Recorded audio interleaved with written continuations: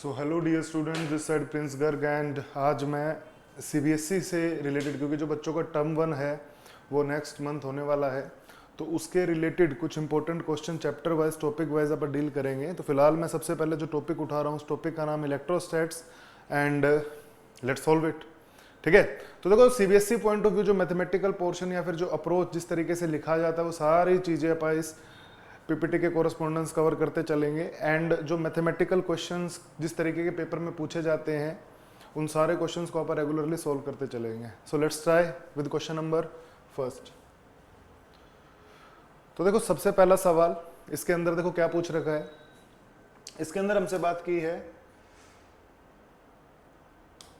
Can a body charge 1.5 E where E is the electronic charge. देखो सबसे important बात, ये जो टॉपिक कवर जिस टॉपिक का सवाल है वो है quantization of charge. Quantization of charge क्या कहता है सर, मैं बता देता हूँ। तो जो क्वांटाइजेशन कहता है ना, उसके अंदर जो इंपॉर्टेंट बात है कि जो इलेक्ट्रॉन है, मान लो कोई बॉडी ए दे रखी है या और एक बी दे रखी है, यहाँ से integral number of electrons transfer किए जा सकते हैं।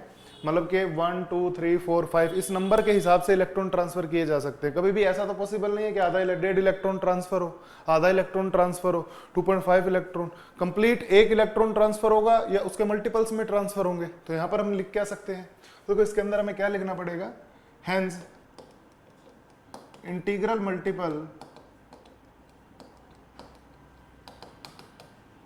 Of electron is transfer. तो इंटीग्रल मल्टीपल ट्रांसफर होगा, सो 1.5 इलेक्ट्रॉन कैन नॉट। तो कभी भी एक बॉडी 1.5 E चार्ज नहीं रख सकती। ठीक है ना, तो ये एक नंबर का सवाल यूजुअली पेपर में पूछा जाता है। तो इसके अंदर आप बस यही लिख सकते हो कि क्वांटाइजेशन के हिसाब से according to quantization integral number of electron transfer, hence 1.5 electron does not transfer. तो यहाँ से तो हम इस चीज को कहेंगे कि कोई भी बॉडी नहीं रख सकती। तो इसका जो करेक्ट आंसर आएगा वो आएगा no, no body can have 1.5 E charge. तो देखो क्वाइट सिंपल, बस थोड़ा सा क्या लिखने के कोरस्पॉन्डेंस आपको डील करना पड़ता है। Let's try question number second. Question number second को देखो क्या दे रखा है, a hollow charge conductor has a tiny hole cut into the surface. हमें एक चार्ज कंडक्टर दे रखा था, उसके ऊपर एक टाइनी होल को कट कर दिया गया। Show that the electric field in the hole was found to be sigma upon 2 epsilon n cap where n cap is the unit vector normal to this। चलो तो इसका सॉल्यूशन कैसे करेंगे देखना ध्यान से। इसके सॉल्यूशन के लिए आपको किस चीज का विशेष ध्यान रखना पड़ेगा, ध्यान से देखना।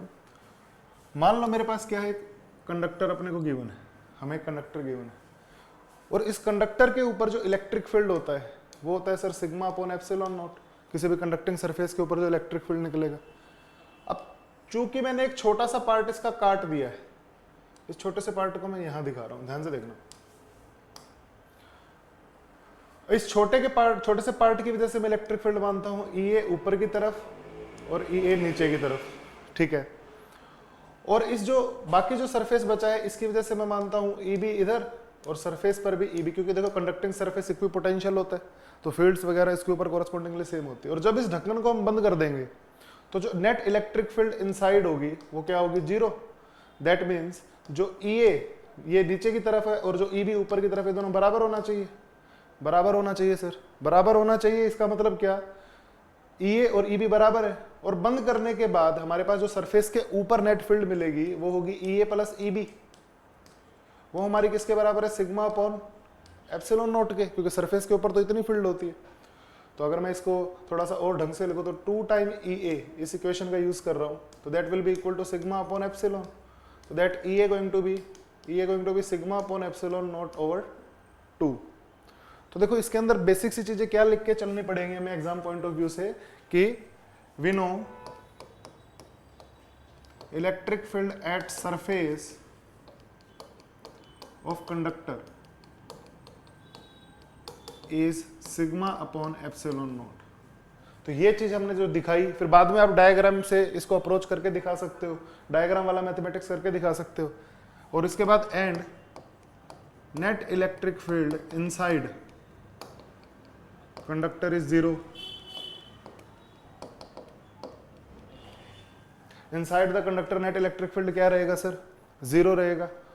तो उसके बाद नाउ मैथमेटिकली, फिर उसके बाद आपको ये सारे डायग्रामेटिकली अप्रोच लिख के दिखानी पड़ेगी। और जो चीज करते जा रहे हो ना, जैसे ई क्या है, electric field due to conductor, और ई बी क्या है, electric field due to remaining, electric field due to small part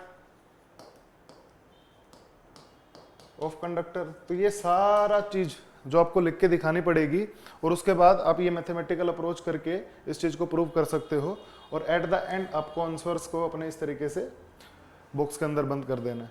तो ये सारा डाटा लिखने के बाद आप 3 नंबर इसके अंदर क्या कर पाएंगे, पूरे तरीके से ले पाएंगे। ठीक है, तो इसके बाद नेक्स्ट क्वेश्चन को ट्राई करते हैं। देखो ये एक मैथमेटिकल न्यूमेरिकल है, और इसके अंदर देखो क्या 5 नंबर का ये सवाल दे रखा है, और हमें इसके अंदर डील करना पड़ेगा। Obtain the equivalent capacitance of the figure for 300 watt supply, determine the charge and the potential on each capacitor. चलो भैया थोड़ा सा सोचते हैं इस क्वेश्चन को।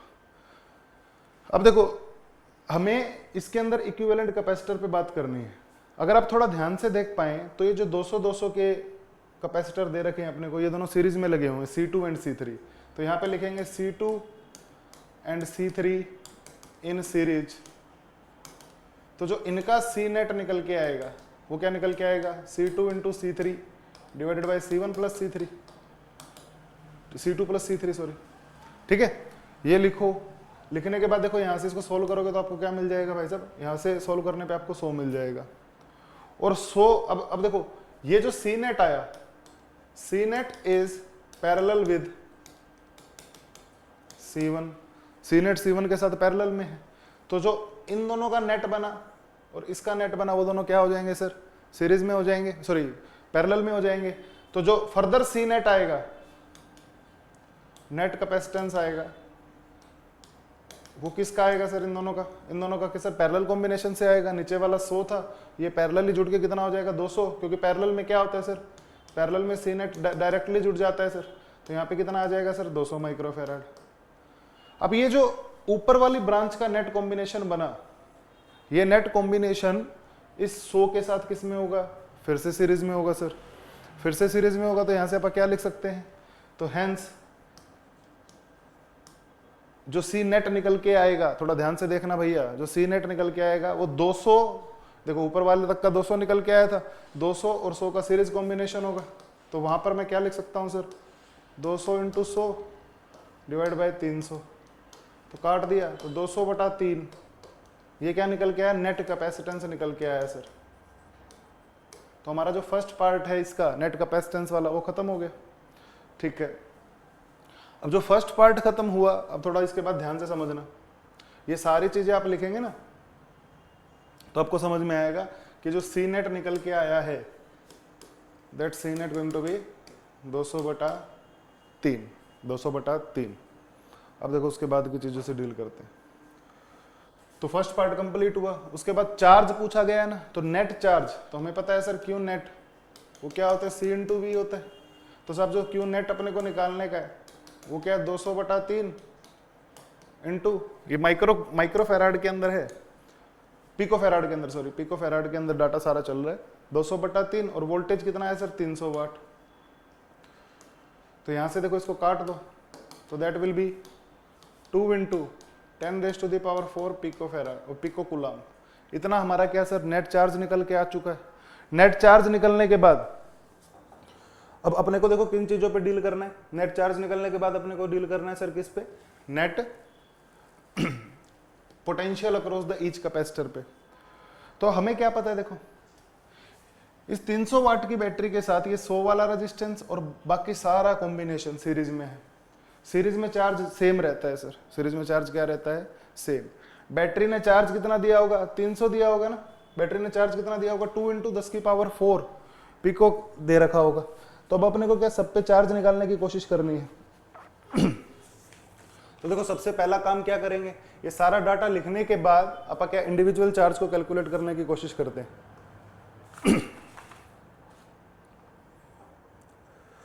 चलो तो अच्छा एक चीज और नोटिस की जा सकती है, इधर ध्यान से देखना थोड़ा सा।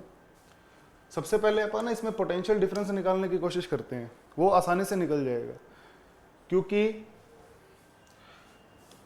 यहां पर जितना अपने को, इस डायग्राम को दोबारा ड्रा करके दिखाता हूं मैं, थोड़ा ध्यान से देखना। ये लगा हुआ है सर 100 पिको फैराड का, और जो बाकी लगा हुआ है, देखो बाकी का नेट कितना निकल के आया था, बाकी का नेट निकल के आया था 200 पिको फैराड का, और इसके साथ बैटरी जोड़ रखी है कितने की सर, 300 वाट की। ठीक है, तो मैं देखो यहां का पोटेंशियल अगर 300 मानूं और यहां का पोटेंशियल अगर मैं 0 मानूं, तो जो बीच का पोटेंशियल वो x मानना पड़ेगा।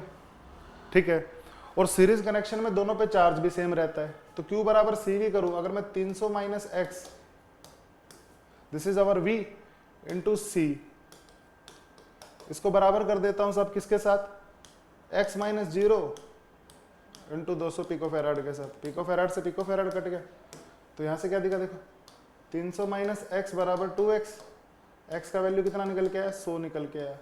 दैट मीन्स यहाँ का पोटेंशियल डिफरेंस कितना आया सर, 100 वाट का निकल के आया। ठीक है ना, x का वैल्यू 100, तो 200 वाट तो सर इसने खाया होगा। ठीक है ना, यहाँ का 100 और यहाँ का 100 वाट इसने खाया होगा सर।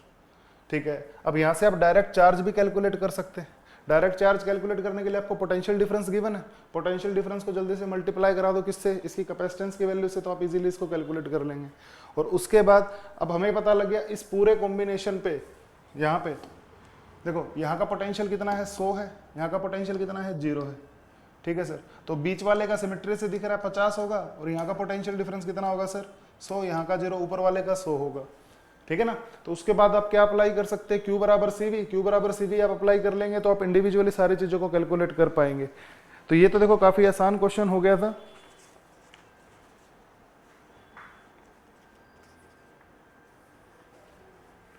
चलो इसके बाद आगे का क्वेश्चन ट्राई करते हैं, देखते हैं क्या है। इस क्वेश्चन के अंदर हमें एक डायग्राम दे रखा है, और थोड़ा ध्यान से देखना। इस डायग्राम के अंदर क्या है, a point charge of 10 microcoulomb is at a distance of 5 centimetre directly above the surface. ठीक है, what is the magnitude of electric flux through the square, electric flux through this square. इस square से अपने को क्या निकालना है sir, flux निकालना है। तो मैं एक काम करता हूं ना, मैं एक क्यूबॉइड ड्रा कर लेता हूं। इस क्यूबॉइड के अंदर क्या है सर, इस क्यूबॉइड के अंदर मतलब पहले मैंने इसके ऊपर क्या, सरफेस के ऊपर एक क्यूबॉइड मान लिया। Net charge inside is Q। अगर Q को एप्सिलॉन नॉट से भाग लगा दूंगा तो मेरे को टोटल फ्लक्स मिलेगा थ्रू द 6 सरफेस। ठीक है ना, तो हमें सिर्फ एक सरफेस से निकालना है, तो मेरे को इसको क्या करना पड़ेगा, 1/6 करना पड़ेगा। तो ये हमारा आंसर होना चाहिए। ठीक है ना, तो Q का वैल्यू कितना है सर, Q भी अपने को गिवन है, दिस इज 10 माइक्रोकूलम, और इसको वैल्यू रखने पर अपने को आसानी से आप इसको सोल्व कर पाएंगे। लेकिन नोटिस करने की बात क्या है, 3 मार्क्स के लिए क्या करें, तो सबसे पहले हमें कंसिडरेशन लिखेंगे कि consider a square of side 10 centimetre and charge is symmetrically situated at the diagonal centre, body diagonal centre of that particular cube. ठीक है, फिर अकॉर्डिंग टू गॉस लॉ आपको ये सारी चीजें लिखनी पड़ेंगी। According to Gauss law net flux will be given by Q by epsilon.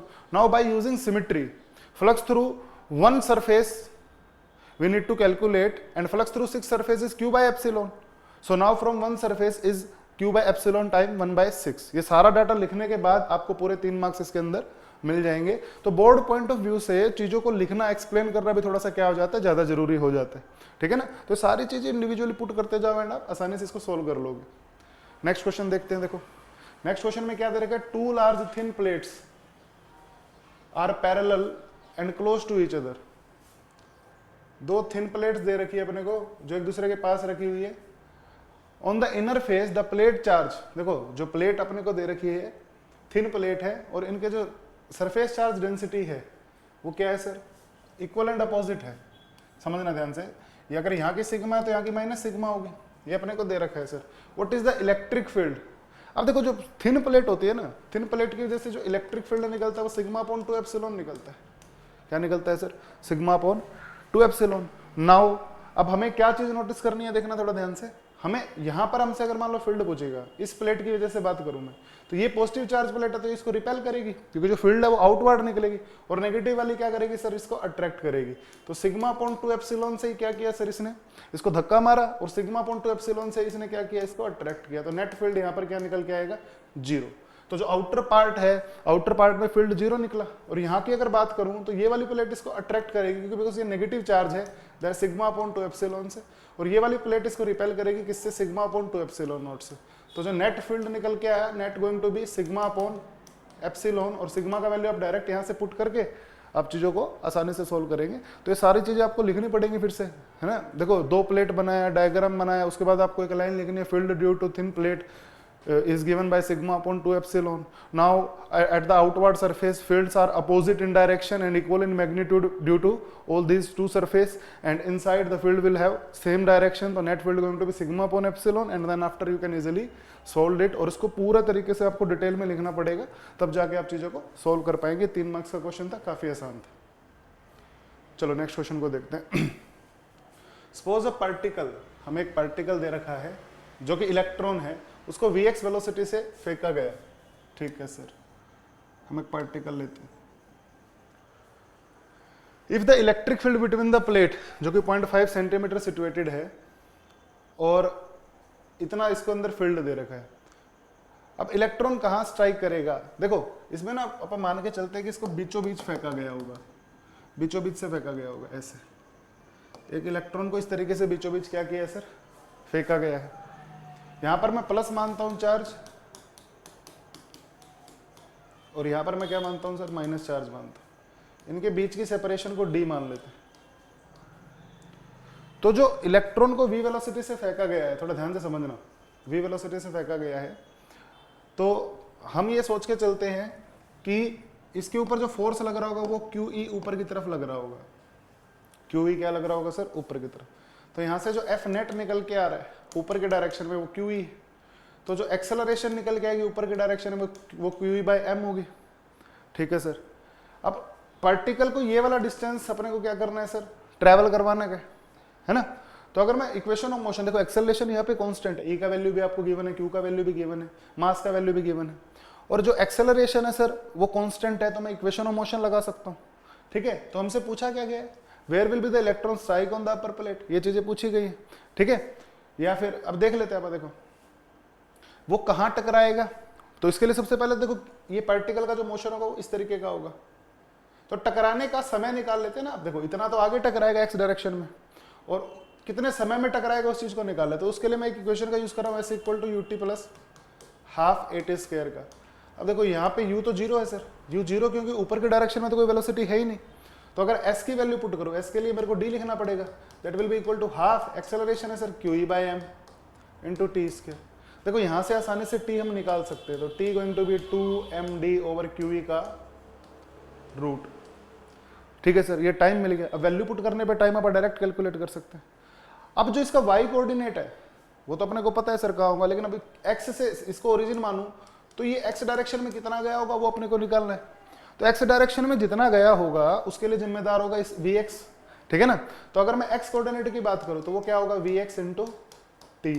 अब vx तो आपको डायरेक्टली गिवन है, और t आपने यहाँ से जो कैलकुलेट किया था वो आपको पुट करना पड़ेगा। तो यहाँ से इसका x कोऑर्डिनेट भी समझ में आ जाता है, y कोऑर्डिनेट भी समझ में आ जाता है। तो पार्टिकल जहाँ स्ट्राइक करेगा वो आपको पता लग जाएगा। अभी 5 मार्क्स का क्वेश्चन था, तो देखो फर्दर कैलकुलेशन सब इंक्लूड करके रखेगा, और आपको ये सारी चीजें इसके अंदर कैलकुलेट करके बतानी पड़ेगी। और ये सारा डाटा भी लिखना पड़ेगा कि velocity along x axis is this, velocity along y axis is 0 and acceleration is along y axis. तो ये सारी चीजें आप कैलकुलेट करके रख सकते हो। डी क्या है सर, सेपरेशन है किन की, प्लेट्स के बीच की। ठीक है, तो आप इसको आसानी से सोल्व कर सकते हो। नेक्स्ट क्वेश्चन देखो क्या है, इसमें इक्विवेलेंट कैपेसिटेंस पूछा, एरिया ए दे रखा है, बहुत आसान सवाल है। देखो हम देखो क्या समझेंगे, ये जैसे ए पॉइंट है, ए से कितनी प्लेट्स गई हुई हैं वो देखो, ए से 2 प्लेट्स गई हुई हैं सर, ए से एक प्लेट ये गई है और एक प्लेट नीचे की तरफ गई है। और देखो बी से कितनी प्लेट्स गई हैं, बी से एक तो प्लेट गई है जो ए से जोड़ रही है सर, मैं इसको बी मान लेता हूं, एक प्लेट गई है जो इसके नीचे वाले से जोड़ रही है।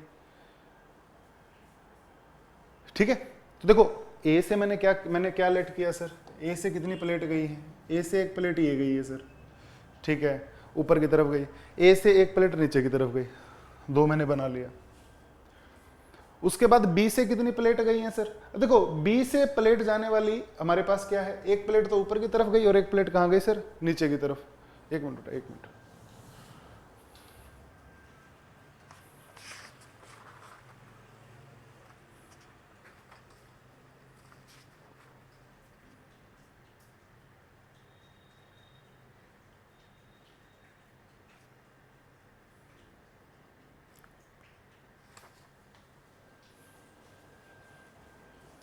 ठीक है। अब जैसे अगर बात की जाए, अब एक जो बीच का कैपेसिटेंस बन रहा है उसमें दोनों प्लेट किसकी इंक्लूड है? बीच के कैपेसिटेंस में दोनों प्लेट इंक्लूड है सर बी की ही। अब बी की अगर प्लेट इंक्लूड है तो सर वहां पे कोई पोटेंशियल डिफरेंस नहीं होगा। पोटेंशियल डिफरेंस नहीं होगा तो इस कैपेसिटर को कंसीडर करने की आवश्यकता भी अपने को नहीं है। तो हमारा जो नेट बन के आएगा वो यही बन के आएगा। एंड आफ्टर सॉल्विंग दिस, इसका जो कैपेसिटेंस आएगा वो आएगा ए एप्सिलॉन बाई डी, और इसका जो कैपेसिटेंस निकल के आएगा वो ए एप्सिलॉन बाई डी। अब ये दोनों पैरेलल में है, पैरेलल में तो हमारा नेट रिजल्ट निकल के आ जाएगा 2 A epsilon by D, because parallel में नेट कैपेसिटेंस के लिए दोनों का जोड़ डायरेक्ट हो जाता है। ठीक है ना? तो याद देखो पॉइंट क्या था, अब बी से निकलने वाली प्लेट्स ऊपर ए के साथ जो कनेक्शन में है सर वो तो कैपेसिटेंस की तरह बिहेव करेगी, और बी से निकलने वाली दोनों ही प्लेट हो तो सर वहां पे शॉर्ट सर्किटिंग हो जाती है, हेंस वो काउंट में नहीं ली जाएगी। तो इसका करेक्ट आंसर निकल के आएगा 2 एप्सिलॉन बाई डी, और आपको इस चीज के रिगार्डिंग भी सारा कुछ लिखना पड़ेगा। ठीक है ना, कि इस तरीके से हमने इसको नेग्लेक्ट किया है। चलो भैया इसको देखते हैं। 2 thin spherical shell made up of a metal are a large distance apart। हमारे पास 2 शेल हैं और उसको एक की रेडियस ये दे रखी है, दूसरे की रेडियस ये दे रखी है ना। When they are connected with a conducting wire, उनको सुटेबल कंडक्टिंग वायर के साथ आप रख सकते हो। तो उसके बाद देखो क्या होगा वो हमसे पूछा है। हमारे पास 2 प्लेट है सर, इसका मैं इसके ऊपर चार्ज क्यू मान लेता हूँ, इसकी रेडियस मान लेता हूँ r1। इसको जोड़ लिया है सर किसी दूसरे के साथ, सॉरी स्फीयर दे रखा है, किसी दूसरे के साथ जोड़ लिया, इसको r2 मान लेता हूँ, इस पे चार्ज क्या मान लेता हूँ, q2 मान लेता हूँ। तो अब देखो आगे का गेम क्या होगा। ऐसी सिचुएशन जब भी होते हैं ना, जब 2 कंडक्टिंग वायर को किसी वायर के कंडक्टिंग स्फीयर्स या फिर कोई भी कंडक्टिंग ऑब्जेक्ट को किसी वायर के साथ जोड़ दिया जाता है, तो एट द एंड इनका पोटेंशियल क्या हो जाता है, बराबर, बाय ट्रांसफरिंग ऑफ चार्ज। मान लेते हैं यहाँ से सर अल्फा चार्ज निकल गया होगा, अल्फा निकल गया होगा तो सर इसमें अल्फा जुड़ गया होगा वो, और इस तरीके से जुड़ा हुआ कि दोनों का पोटेंशियल क्या रहेगा, सेम रहेगा। तो पोटेंशियल, इसका पोटेंशियल लिखते हैं 1/4 pi epsilon naught q1 minus alpha upon radius r1, that will be equal to 1/4 pi epsilon q2 plus alpha upon r2। यहाँ से सॉल्व करेंगे तो देखो हम अल्फा का वैल्यू डायरेक्टली कैलकुलेट कर पा रहे हैं। q1 r2 minus alpha r2 बराबर q2 r1 plus alpha r1। तो यहाँ से अल्फा को कैलकुलेट करते हैं, q1 r2 minus q2 r1 divided by r1 plus r2, that will be our alpha. तो देखो इतना चार्ज एक स्फीयर से दूसरे पे आया होगा। अब इन वैल्यूज को सोल्व करके रखना, देखना सोल्व करके रखो, सोल्व करोगे तो यहाँ से आपको समझ में आ जाएगा। अगर अल्फा का वैल्यू पॉजिटिव आता है तो इस बॉडी ने चार्ज रिलीज किया होगा और उसको दिया होगा, और अगर अल्फा का वैल्यू नेगेटिव आता है तो इस बॉडी ने चार्ज रिलीज किया होगा और उसको मिला होगा। हायर, ज्यादातर केसेस में क्या, हायर, मैक्सिमम केसेस में यही होगा कि हायर चार्ज लोअर चार्ज में सेपरेट होगा। तो इस क्वेश्चन में पूरे 3 मार्क्स लेने के लिए आपको क्या लिखना पड़ेगा, आपको लिखना पड़ेगा sir, whenever 2 bodies are connected then the potential of these 2 body become equal by transferring of some charge from one body to another body। Mathematically फिर आपको ये सारा मैथमेटिक्स करके दिखाना है, और एट द एंड क्या, पूरे आपको 3 मार्क्स मिल जाएंगे आफ्टर सॉल्विंग द सिचुएशंस। ठीक है ना? तो ये सारी चीजें आप सॉल्व करते रहें, आप आसानी से पकड़ लेंगे। चलो नेक्स्ट क्वेश्चन को देखते हैं। ये भी 5 मार्क्स का क्वेश्चन, हमें एक सिस्टम दे रखा है और इसके अंदर हमसे नेट रिजल्ट पूछा है। तो देखो सबसे पहला काम तो यहाँ का अगर मैं पोटेंशियल 6 वाट मानूँ, यहाँ का 0 होगा। वायर कभी पोटेंशियल को खाता नहीं, तो यहाँ का भी 0, यहाँ का भी 0, यहाँ का सर 6 होगा, यहाँ का भी 6 होगा, यहाँ का 0, यहाँ का बीच वाले का x मान लेते हैं। तो ये डाटा हम पॉइंट मेथड से अपन लिख सकते हैं। तो देखो potential difference across 2 ohm is 6 वाट। देखो ऊपर वाले जो तीनों है ना, वो तीनों सीरीज में लगे हुए हैं और 2 के साथ पैरेलल में है। 6 6 6 सीरीज में लगे हैं, तो इसका जो सी नेट निकल के आएगा वो क्या निकल के आएगा सर, 1/6 प्लस 1/6 प्लस 1/6। ये सब माइक्रो फैराड में लेके चल रहा हूँ, तो C net going to be 2 micro farad. अब 2 और 2 पैरेलल में, तो जो नेट पैरेलल में डायरेक्ट जुड़ जाते हैं, तो इस पूरे कॉम्बिनेशन का सी नेट निकल के आएगा, वो निकल के आएगा 2 + 2 micro farad, that means 4 micro farad, इतना निकल के आएगा सर। ठीक है, तो इक्विवेलेंट कैपेसिटेंस हमने कैलकुलेट कर दिया। अब उसके बाद चार्ज अगर पूछे तो देखो यहाँ का पोटेंशियल डिफरेंस कितना है सर, 6 वाट का है, तो Q बराबर सी भी लगाओ यहाँ पे। सी कितना है सर, 2 माइक्रोफेराड, तो देखो 12 माइक्रोकूलम का चार्ज तो इसके ऊपर आ चुका है। 12 माइक्रोकूलम का चार्ज इसके ऊपर आया, ऊपर वाला भी 2 ही था तो ऊपर भी 12 आएगा, और वो चार्ज सेपरेट बट जाता है, क्योंकि देखो ऊपर वाले में क्या नेट चार्ज क्या सर डिस्ट्रीब्यूट हो जाता है, तो 12 में से मतलब समझोगे ना थोड़ा थोड़ा, तो 3 हिस्से में बढ़ जाएगा इसके ऊपर, 4 का इसके ऊपर बढ़ जाता है। तो इस क्वेश्चन को लिखने के लिए सबसे पहला काम तो आपको सी नेट कैलकुलेट करना पड़ेगा। सी नेट कैलकुलेट करने के बाद आप बैटरी के पोटेंशियल डिफरेंसेस को लिख सकते हो, पोटेंशियल डिफरेंस लिखने के बाद आप इजीली ये सारी सिचुएशंस को हैंडल कर सकते हो। तो इस क्वेश्चन में पूरे मार्क्स लेने के लिए आपको पार्ट्स में चीज़ों को डिवाइड करके लिखना है और एक एक चीज़ को सेपरेटली सॉल्व करते जाना है। नेक्स्ट क्वेश्चन देखो क्या दे रखा है, the amount of work done to dissociate. हमारे पास एक कॉम्बिनेशन है, देखो एक ट्रायंगल दे रखा है इक्विलेटरल, और यहाँ पे मान लो चार्ज Q1 है, यहाँ पे Q2 है, यहाँ पे चार्ज Q3 है, इसकी साइड D है। देखो इसको डिसोसिएट करना है तो जितनी एनर्जी पोटेंशियल एनर्जी इस कॉम्बिनेशन में है उतनी एनर्जी आपको इसको सप्लाई कर देनी पड़ेगी, बाइंडिंग एनर्जी है जो, तो इसकी पोटेंशियल एनर्जी कैलकुलेट कर लेते हैं। तो 1/4πε तो कॉमन ले लिया, Q1 Q2, देखो अब डिस्टेंस सबका सेम है तो डिस्टेंस को भी बाहर ले लो, plus Q2 Q3 plus Q3 Q1, ये क्या होगा सर सिस्टम की पोटेंशियल एनर्जी होगी। अब आपको D क्या रखना है सर, साइड, जो कि 10 सेंटीमीटर अपने आपको गिवन है, और उसके बाद क्या करना पड़ेगा, ये सारा data 1 microcoulomb -4 microcoulomb Q1 Q2 Q3 की फॉर्म में रख दो, इस चीज़ को सॉल्व करो। कैलकुलेट करने से आपको जो रिजल्ट मिलेगा उतनी एनर्जी हमें इनको सप्लाई करनी पड़ेगी। और ये भी काफ़ी आसान सवाल है, इसमें भी इतनी जद्दोजहद नहीं है, क्योंकि बस ये एक लाइन लिख दी जाए ना तो बहुत बढ़िया रहता है। क्या, जितनी the total amount of energy will be equals to the net potential energy of the system, then after उसके बाद आप ये मैथमेटिकल कैलकुलेशन कर सकते हो। ठीक है, तो ये भी काफ़ी आसान सवाल था। तो ये क्या था भैया, ये सारे आपके मोस्ट प्रोबेबल क्वेश्चंस जो सीबीएसई के बोर्ड में सीबीएसई के सेमेस्टर 1 पेपर में आ सकते हैं, ठीक है ना, मैथमेटिकल। अब हम फर्दर क्या और सब्जेक्ट और टॉपिक्स के और चैप्टर्स के भी क्वेश्चंस डालते रहेंगे, तो अगर मैक्सिमम स्टूडेंट्स चाहते हैं हम सबको सॉल्व करें, रेगुलर करते रहें, तो हमें बताते रहें अपनी कमियां, हमारे जो टॉपिक्स आपके वीक है, जिन पे आपको क्वेश्चंस चाहिए, वो सारा कुछ आप कमेंट कर सकते हैं। हम ट्राई करेंगे कि आपके लिए बेस्ट से बेस्ट कंटेंट ला के दिया जाए। Thank you so much.